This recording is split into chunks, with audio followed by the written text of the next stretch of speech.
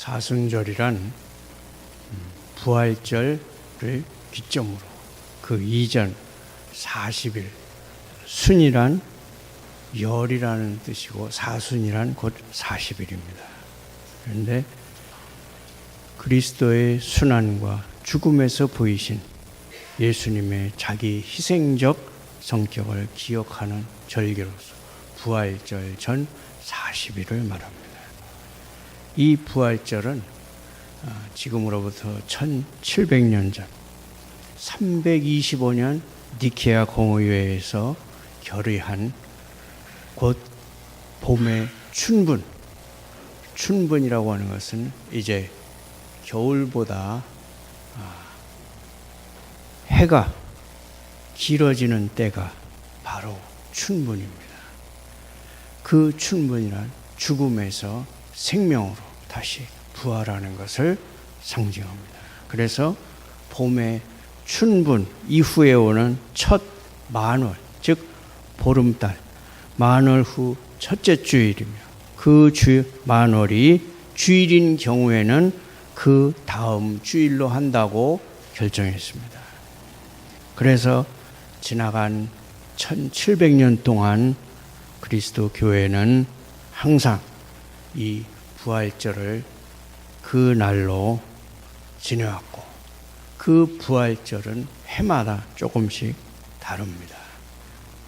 올해 부활절은 4월 21일인데 부활절 이전 40일이라고 해서 사순이라고 합니다.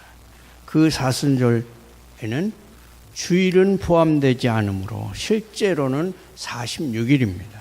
올해는 3월 6일 참회의 수요일로부터 시작해서 부활주일인 4월 21일 직전 4월 20일 토요일까지입니다. 오늘은 사순절 5번째 주일이고 다음 주일은 고난주일이고 그 다음 주일은 바로 부활주일입니다. 이 사순절 절기는 예수님의 죽으심 직전에 고난과 사랑과 죽음을 기억하는 절기입니다. 예수님은 환상을 보는 분이었습니다. 그는 모든 일들을 새로운 방법으로, 새로운 시각으로 바라보았습니다. 예수님은 모든 일 속에서 하나님이 역사하고 있음을 바라보았습니다. 예수님은 하나님께서 우리의 삶 속에서 우리 세계 속에서 역사하시고 계심을 분명히 바라보고 있었습니다. 그의 사역을 시작하시면서 예수님은 많은 사람을 부르셨습니다. 이 세상에서 인생을 포기한 사람들, 그들의 삶 속에서 하나님께서 일하고 계심을 볼 수 없는 사람들, 귀신 들린 자들, 가난한 자들, 소외당한 사람들, 별 볼 일 없는 계층의 사람들을 부르셨습니다.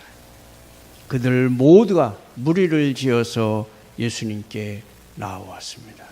그들 모두가 그분의 빛 앞으로 나아왔던 것입니다. 그들 모두에게 예수님은 그가 갖고 있는 환상의 꿈을 말씀해 주셨습니다. 정의와 공평의 나라가 임할 것이라고 말씀하셨습니다. 그러나 그것은 인간이 이루는 지상 천국의 나라가 아니었습니다. 그것은 하나님이 메시아 그리스도를 통하여 이루는 나라였습니다. 예수님께서 예루살렘을 향해 가실 때 야고보와 요한의 어머니는 예수님께 청탁을 합니다. 그런데 바로 앞절 20장 18절과 19절에 보면 예수님이 이렇게 말씀합니다. 보라, 우리가 예루살렘으로 올라가노니 인자가 대제사장들과 서기관들에게 넘겨지매 그들이 죽이기로 결의하고 이방인들에게 넘겨주어 그를 조롱하며 채찍질하며 십자가에 못 박게 할 것이나 제 3일에 살아나리라. 그런데 당시에 일반적으로 유대인들은 이제 메시아가 오시면 이스라엘의 주권을 회복하고 위대한 왕국을 만들 것이라고 생각했습니다. 심지어 제자들도 그렇게 생각했습니다. 그래서 18절, 19절에 직접 언급하셨음에도 불구하고 그들은 그 말씀을 그때까지도 이해를 못했습니다. 그래서 야고보와 요한의 어머니가 청탁을 합니다. 내 두 아들을 주님의 나라에서 하나는 우편에 하나는 주의 좌편에 앉게 명하여 주소서. 이러한 청탁은 어처구니 없는 일이었습니다. 예수님은 자기 목숨을 많은 사람의 대속물로 주려고 예루살렘으로 가시고 계셨기 때문입니다. 그들은 예수님의 말씀에 충격을 받았을 것입니다. 놀라기도 하고 경악할 만한 말씀이었기 때문입니다. 죽으러 가신다니 말입니다. 도저히 받아들이기 힘든 말씀이었을 것입니다. 예수님은 그들에게 질문을 하십니다. 너희는 나의 환상을 이해하는가? 먼저 죽어야 하고 그 다음에 살아나야 한다는 나의 비전을 너희는 이해하는가? 너희는 죽음과 부활이 내가 가야 할 길임을 이해하는가? 너희는 내가 마시려는 잔을 마실 수 있는가? 우리는 그분의 잔을 함께 마시고 그분의 고통을 함께 나눌 때만이 우리는 그분의 제자들이 됩니다.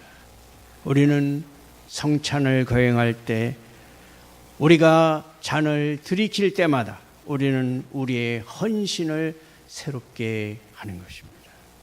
그리스도에 대한 헌신, 그분이 갔던 그 길을 우리도 가겠다는 헌신, 우리의 십자가를 지고 그를 따르겠다는 헌신입니다.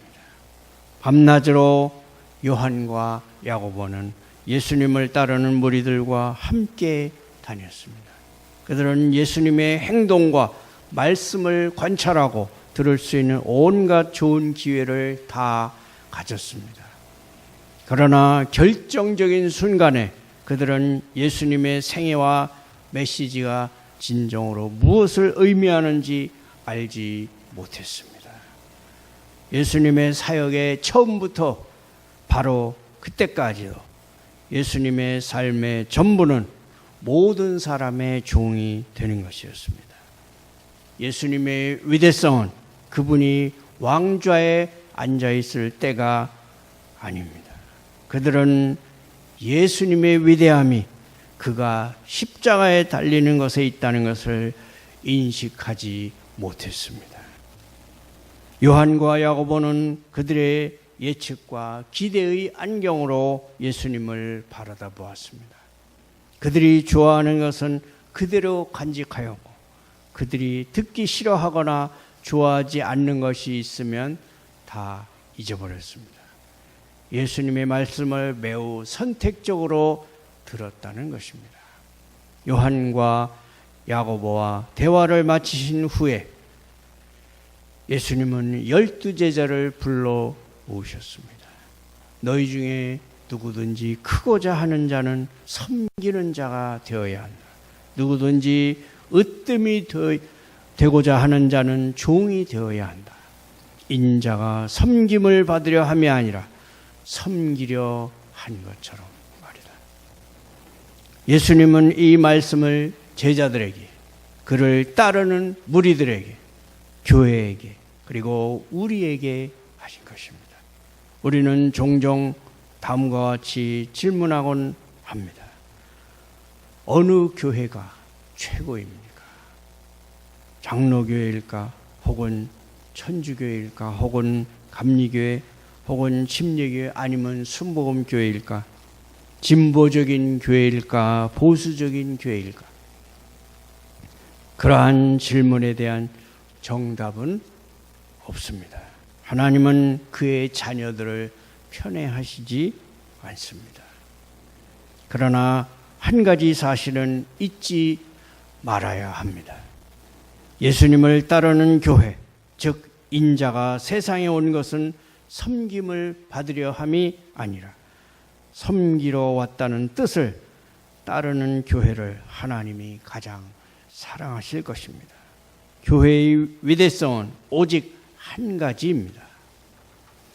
그의 구성원 교인들이 그들의 삶을 다른 사람을 위한 삶으로 사는가 하는 데 있다는 것입니다. 요한복음 13장을 보면 예수님이 대야에 물을 떠서 제자들의 발을 씻으셨습니다. 14절에 보면 내가 주와 선생이 되어 너희 발을 씻었으니 너희도 서로 발을 씻어주는 것이 옳으니라.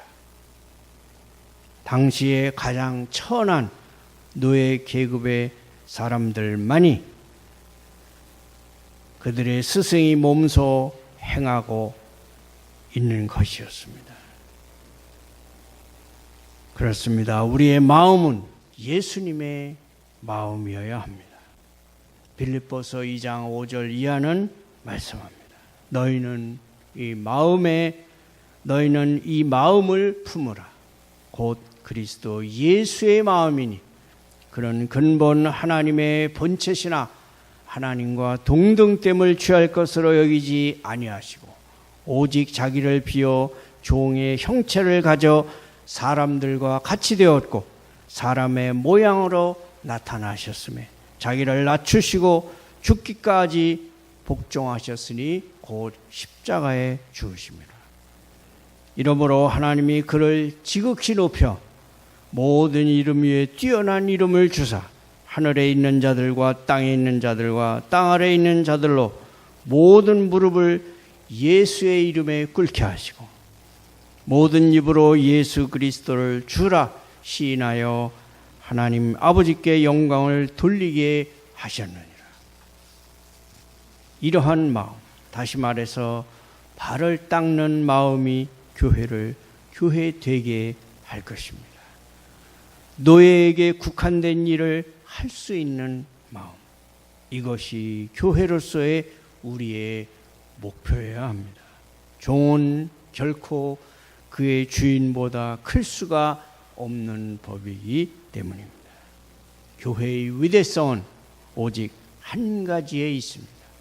바로 그 멤버들이 기꺼이 예수님 앞에 무릎을 꿇고 서로의 발을 닦을 때입니다. 우리는 기억해야 합니다. 땅에 가까이 할수록 하늘에 가까이 한다는 진리 말입니다. 곧 겸손입니다.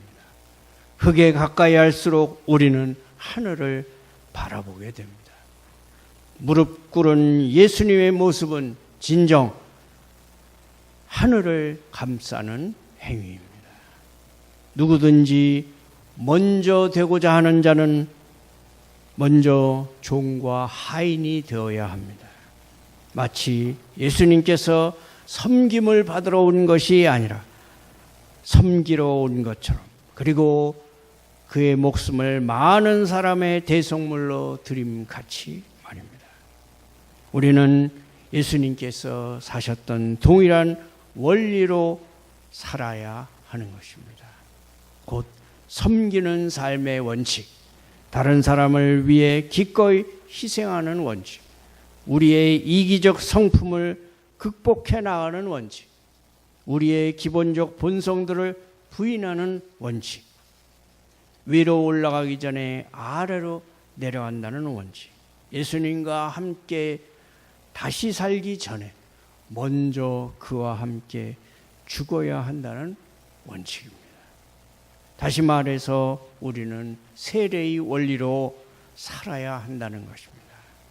우리가 하나님 나라에 들어가기를 원한다면 우리는 먼저 물 속에 빠져야 하고 우리는 먼저 죽어야 합니다. 그 다음에 우리의 죽음으로부터, 우리의 물에 빠진 죽음으로부터 새로운 생명이 나올 것입니다. 우리는 물로 세례, 침례를 받습니다. 물은 죽음의 세계를 상징합니다. 예수 그리스도의 새 생명은 죽음의 세계에 들어감으로써 시작됩니다. 우리가 물속에 빠져 죽음으로써 시작되는 것입니다. 그리스도의 제자가 되기 위해서는 우리는 먼저 죽음을 겪어야 합니다. 즉 우리 자신이 죽는 일입니다. 이것이 세례의 깊은 의미입니다. 세례는 하늘의 밀알 비유와 같은 메시지입니다. 하늘의 밀이 먼저 땅에 떨어져 죽지 않으면 다시 새 생명으로 나올 수 없듯이 세례 때 우리는 먼저 예수님과 함께 죽음 속으로 들어갑니다. 그리고 다시 예수님과 함께 부활합니다.